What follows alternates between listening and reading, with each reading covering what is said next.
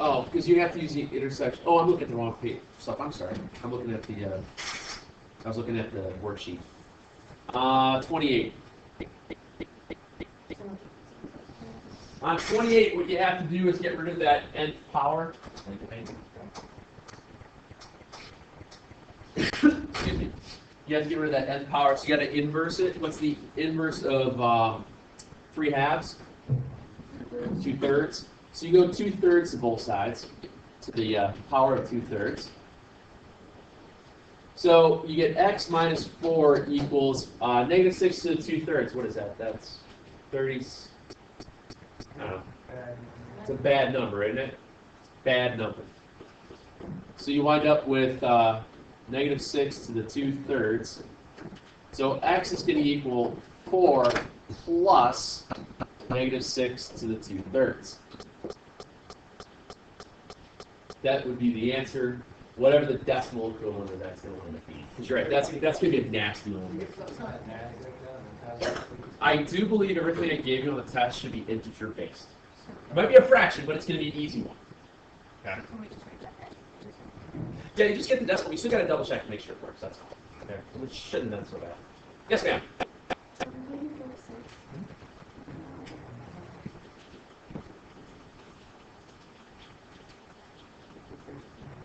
This is the one you're going to get mad at me for.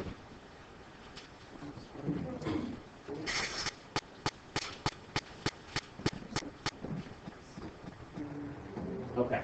In this one here, how do you get rid of the square root on both sides? Or how do you get rid of the square root on one side? Square. So you square both sides. Okay.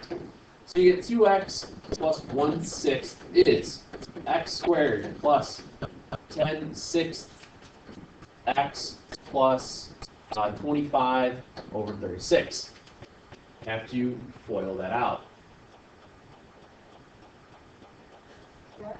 You're just FOILing. All right. Now set one side equal to 0. I'm going to subtract 2.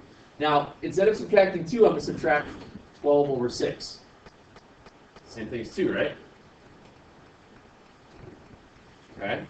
So I subtract that over. I have x squared minus 2/6 x. And I'm going to subtract 1/6, which is the same thing as subtracting 1/6. I got to multiply both sides by top and bottom by 6, which is the same thing as 6 over 36. So you get 19 over 36. All of that equals 0. So what times what is 19 over 36? You add together to get negative 1/3. Yeah, exactly. So here's what you're going to do.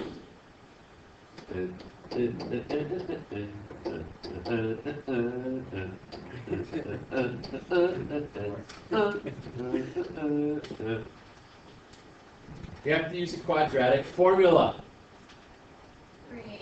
with fractions. It all works. So here's what we wind up with. Your A value is 1, B is negative 1/3, 2/6, same thing as 1/3. You okay on that? Yeah. And then C is 19 over 36. So as you go through it, you get negative, so it becomes positive 1/3 plus or minus, let's see, square root. Negative 1/3 squared is 1/9 plus 4 times 1 times 19 over 36.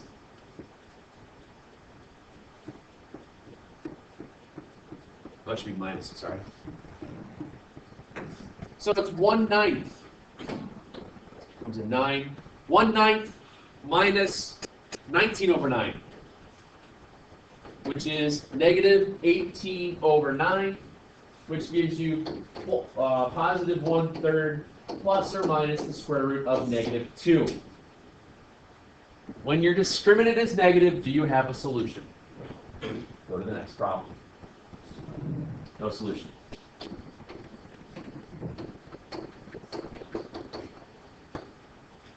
It just takes a while to get there. Yeah, about 2 days. 4 sheets of paper, 17 words you can't say on TV, things like that.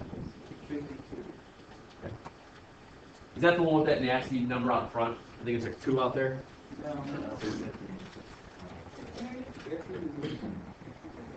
52? 50's god awful. I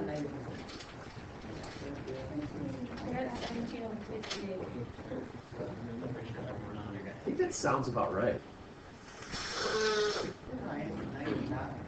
Oh, it is? Well, that's wrong.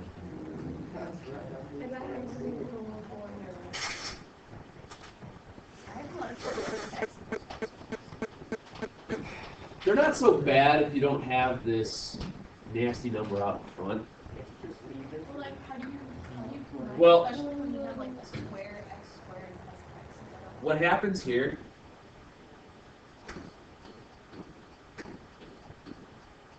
get rid of your roots.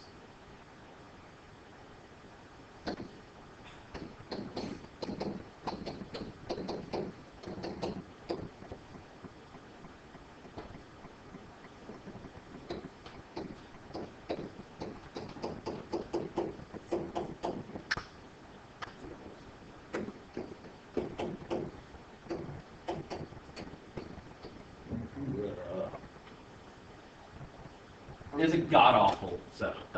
Okay. So you can't like leave the 8 out in front of there, just like at the end, just like. It's just nasty. There are ones that are similar to that that are a little bit easier to work with. Like 52. 52 isn't as bad. 52 isn't as bad because you don't have anything really out in front to worry about. So what you wind up with is the square root of x minus 6 equals the square root of 1/3 x. I just add it over, square both sides. X minus 6 equals 1/3 x. 2/3 x equals 6.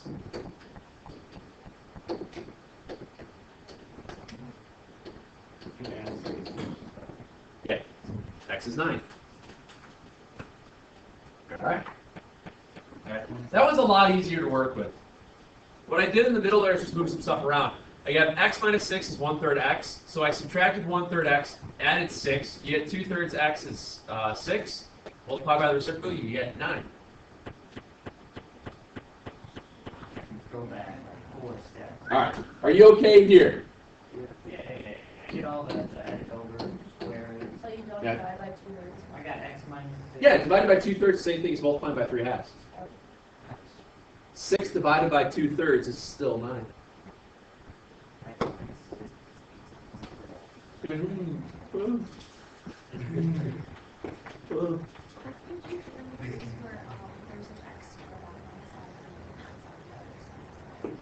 Then you have to foil it.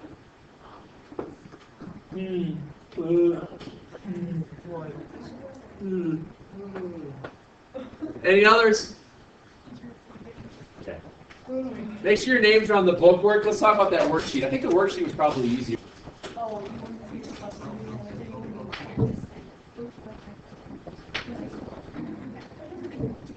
hey, I'm gonna send something else that was not TV. Good old George Carlin.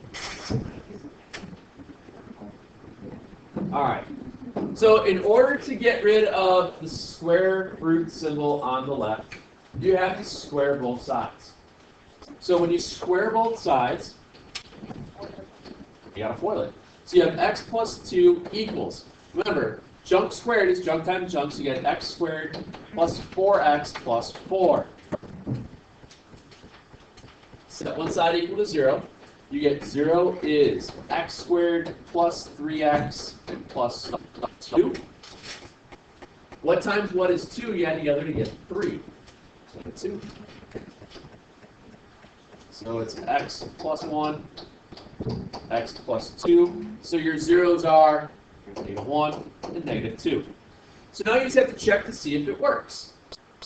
So -1 plus 2, square root of that, you get the square root of 1.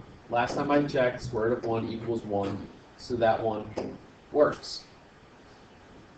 Square root of -2 plus 2 is the square root of 0. And last time I checked, -2 plus 2 is also 0. So they both work. And that's fine. Remember, when you have multiple solutions, it is possible for both of them to work, none of them to work, some of them to work. And if you bring some of them to work, it will be a fun day.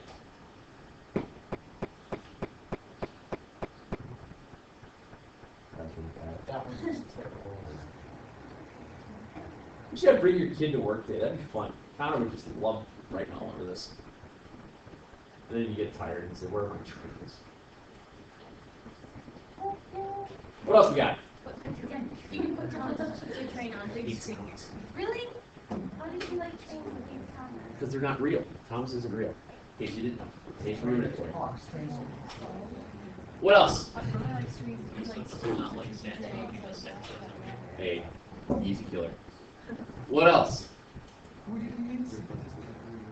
We got all of these right. No issues whatsoever. 17.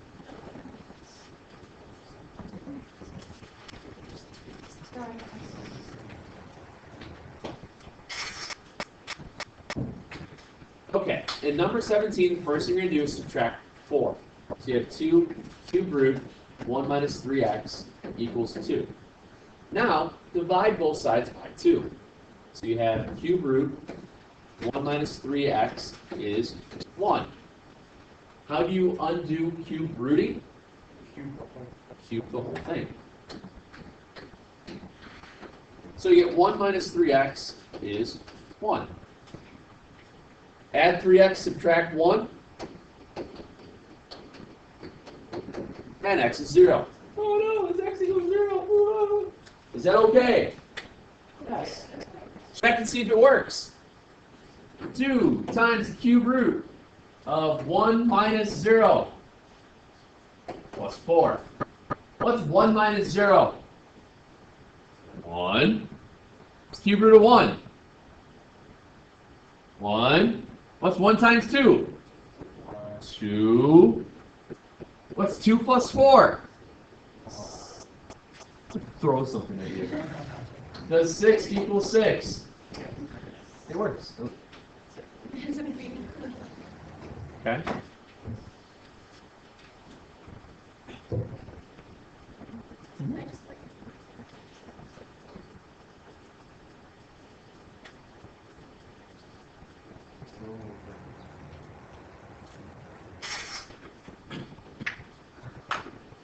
Okay, once again, we have to square both sides to start.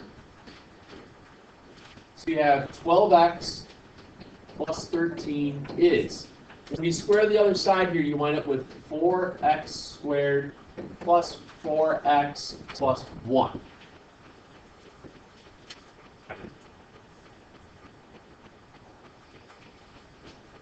Now, subtract 12x and subtract 13. So you have 4x squared minus 8x minus 12 is 0. That's the first rule of factoring. GCF.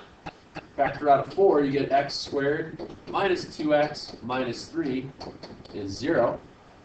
Divide out the 4 and it's gone.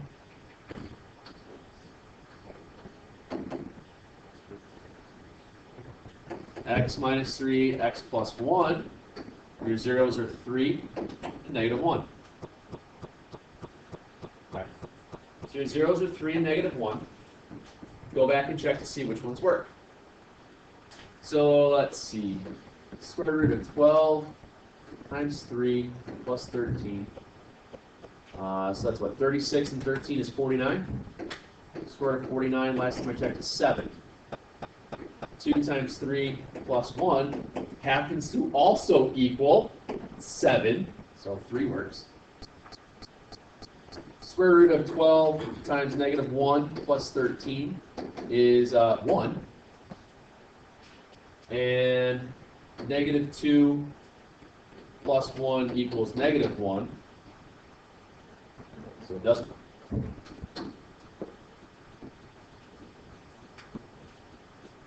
Okay. Would you do, when you took the 4 out after that, would you do like? I divided both sides by 4. when you divide both sides, because you have 4 out in front of all the junk, so think of it this way, it's 4y equals 0. You divide by 4, it just goes away. That's all. So that's how you get rid of it. Yeah, that's how you get rid of it. Anytime you factor out anytime you're factoring out when you're trying to find a 0, if you take that GCF, since the other side is equal to 0, to move that, you just divide it by that number and it just goes away.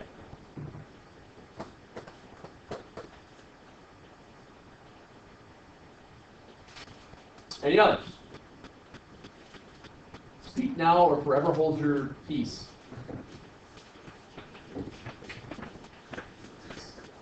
Make sure your names are on this one, and then what I want to do is just a little bit of review with you guys to remind you. And go ahead and try and set up these first 3. And then we will continue. Same bases, but you are dividing. So what do you do when you have same base with division? What do you do with the exponents? Subtract them. What's 2 minus 1/2? 3/2. So it's 4x to 3/2. That's it. That's all you gotta do. Leave it in exponential form.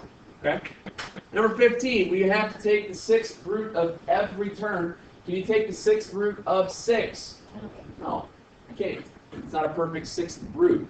So that 6th root, remember the trick here, it stays in. Now go to your exponents, your variables. 6 goes into 6, how many times? Once. Is there any left over? So 1 comes out. 6 goes into 7, how many times? How many are left over? 1 out, 1 in. 6 goes into 10, how many times? Quick, 6 goes into 10, how many times?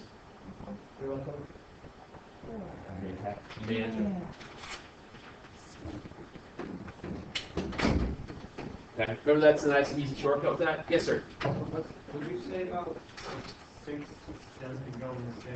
Like, that's how the 6. It's the sixth root. Remember, this means what are 6 numbers that are exactly the same that you multiply together to get 6? It's not like the cube root of 8. It's, 2 So things. if you meant 36, if you would put No, it wouldn't work. It wouldn't work. It'd have to be 6 to the 6th power, which is a really big number. 36 times 36 times 36. 1,407,642. I was very close. Anyway, you're kind of like, oh, yeah, you're fine. And then 16 is usually the type that gives most people trouble. When you see one like this, remember, the easiest way to look at this problem is that you've got the cube root of 4 and the cube root of a to the 6th. Can you figure out what the cube root of 4 is? No. So you have the cube root of 4.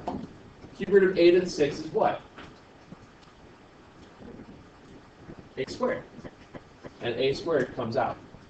You do the same thing over here.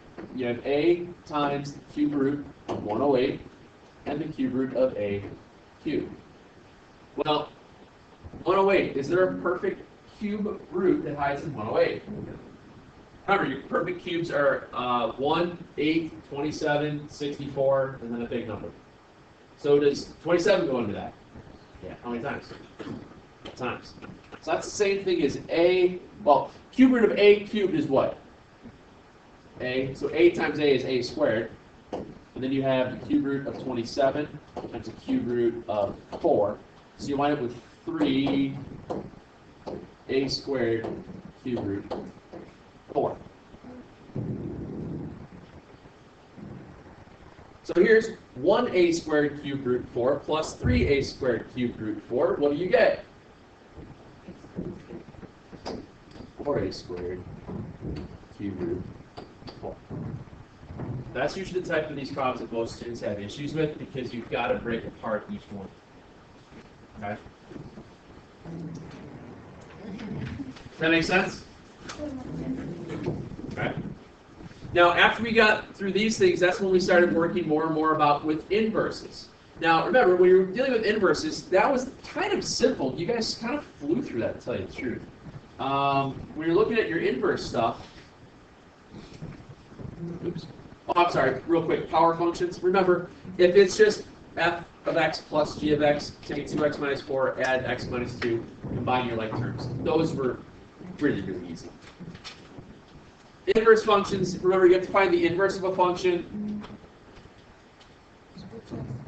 Switch x and y and resolve for y. So here you would just switch x and y. So x equals 5y cubed plus 7. So it's x minus 7 over 5. Then take the cube root. Okay. Do you like to keep radicals in denominators? This one should be simple to simplify. It's kind of a silly way of saying it. It should be easy to simplify. What do you have to multiply the top and bottom to turn the square root of 5 into a perfect cube? 25, very good. Multiply the top and the bottom by 25. The cube root of 25. Yeah, over here. Thanks, sir. Because that's 5 times 5. So you're getting 5 times 5 times 5, which is 125. Cube root of 125 is 5. You're simplifying the denominator. Then your numerator becomes cube root 25x. How much money is 7 quarters? $1.75. There's your answer. Okay. Remember, you got to simplify those radicals in the denominator, the nth roots. Whenever you have like a cube root of 5, that means you have to have 3 5s in the denominator. So you just know that's where the 25 came from. Okay. When you had to prove that something was an inverse of each other, do you remember how you verify by showing your work?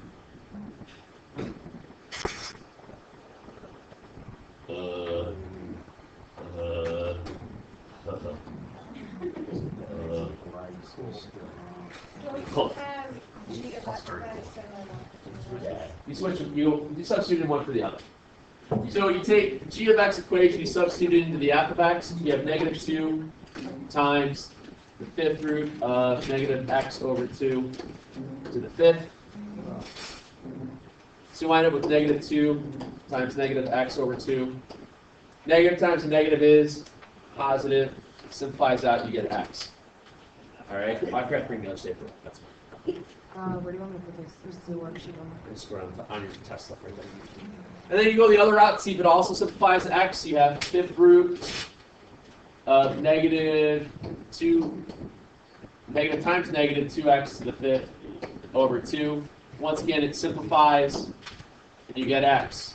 So are they inverses? yes. Okay. When you are graphing, you have got to remember to plot your points the correct way. You have to remember to plot your nth, your a root.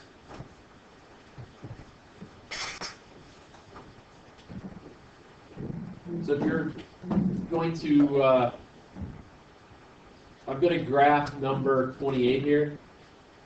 In order to graph number 28, you've got a square root function. You have to identify your a, your h, and your k. A is negative 2, h is 3, k is 0. When I go to graph this, I always have to graph your parent function first. Most of you are not graphing your parent functions first when you did the homework. You're just looking at your calculator and plotting it. If you don't plot your parent function first and then show the shift, it's wrong. Your parent function is always going to be your a root whatever it is. Okay? In this case, your a value is negative 2. That's your parent function that you're going to start with.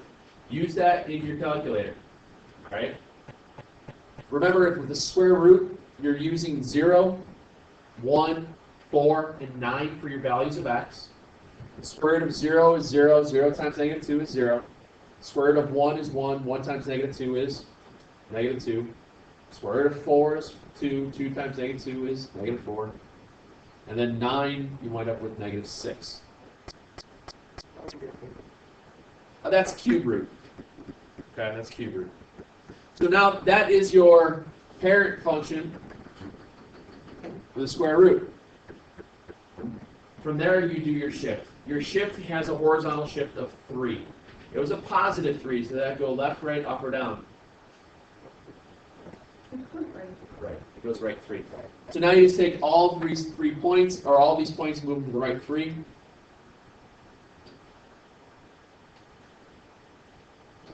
And there's your correct curve. Works the exact same way with the cube root function, but in those, like Jake was saying, for the parent function, you're going to plot 0, plus or minus 1, then plus or minus 8 for your x values. And that's where you go with your a's and you shift them off from there. Yeah, yeah. Graphs will be there for you. All right. 15? A billion? And 4. Okay. Do you want me to walk through 29 while I'm here? So when you do 29, same idea. I'm just going to throw in a clean sheet. I start with getting my parent function. My parent function for this is going to be y equals 3 cube root of x. A is 3, h is negative 4, k is negative 9. Let's see, at 0. At 1, it's 3. Negative 1, it would be negative 3. At 8, it's 2. 8, so 8 and 6. Then negative 8 and 6. Negative 8, negative 6, excuse me. So here's your parent function. And each of those points gets to move to the left 4 and down 9. This one's just not going to fit all in the graph, unfortunately, because of the negative 9. But you get the idea from there, right? They go left 4 and down 9. Okay? That make sense? You'll have room on the graphs on the test to pick every shift, all the shifts work. Okay? I remember this being pretty simple. I think you guys did it right on this. And then lastly was just what we did the past couple of days, solving your equations. Not going to throw anything at you that's going to be god-awful crazy. I don't know if there's, I don't think there's even a quadratic in there, to tell you the truth. If I were you, I would spend some time just going through the chapter review and then looking at the chapter test that's right after it. There's some pretty simple, easy questions to go through there, especially go back and revisit, the first section. That's your tendencies are by now on your tests. It's usually the first couple of sections of a chapter you guys do poorly on because it's been a while since you've seen it. You usually do well on the other stuff, okay? So that's really all I got for you right now. If you got other questions, just, you got a flex still today.